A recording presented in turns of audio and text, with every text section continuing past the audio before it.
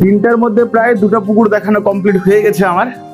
আজকে সেটা 3 নম্বর পুকুর, যেটা সব থেকে বড় পুকুর আমাদের বাড়ির সামনের দিকে পুকুরে। তো আজ সেখানে হবে মাছ ধরা। তো সেই সৌভাগ্যটা আমারও হয়েছে যে আমিও সেখানে যেতে পাবো। তো সেখানে আমিও হাজির। দেখতে পাচ্ছ চারিদিকে মাঠ, চারিদিকে ধান ক্ষেত, চারিদিকে গাছপালা। তো এটা আমাদের বাড়ির সামনে দিকে, এটা বেশ অনেকটাই বড় পুকুর। আগে থেকেই গ্রামের সব ছোট ছোট বাচ্চারা পুকুরে স্নান করার জন্য এসে হাজির। তো আজকে তাদেরই সাহায্য নিয়ে আমাদের আজকে মাছ ধরা কমপ্লিট হবে।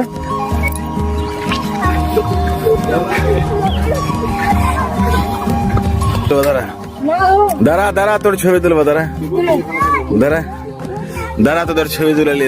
তোদের ছবি কিনা। Hello guys, welcome to my channel. তোদের ছবি তুলে শোন না, তোদের ছবি তুলে বোর্ডে ওখানে লাগিয়ে দেবো। এরা যদি স্নান করে তাহলে 2000 টাকা করে ফাইন লাগবে।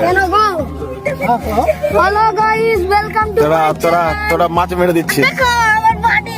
তোরা মাছ মেরে দিচ্ছিস, বুঝতে পারলি তো? আমি আমার দাদা মাছ মেরে দিব এখন।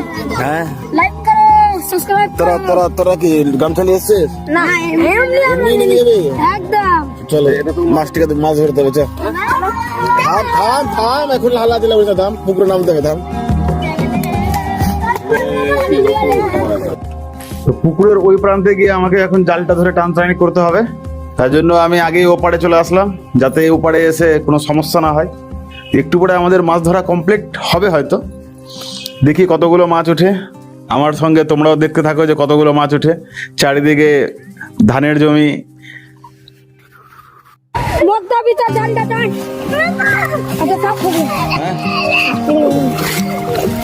বই না জানে কি হচ্ছে। ওটা মাল দিব না, বলে মাল দিব। তোরা তো বারণ করছিস না।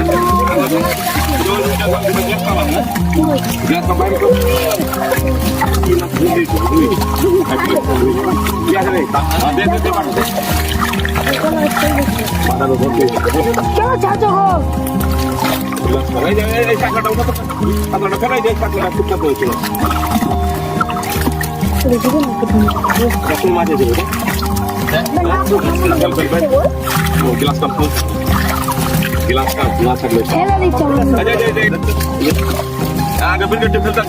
আমাদের দ্বারা যতটুকু সম্ভব হয়েছে আমরা ভালোই মাছ উঠিয়েছি, না উঠাবার না। এইগুলো মাছ এখন বর্তমানে বাড়িতেই নিয়ে যাওয়া হবে। কিছু মাছ খাওয়া হবে, কিছু মাছ হয়তো বিক্রি করে দেওয়া হবে।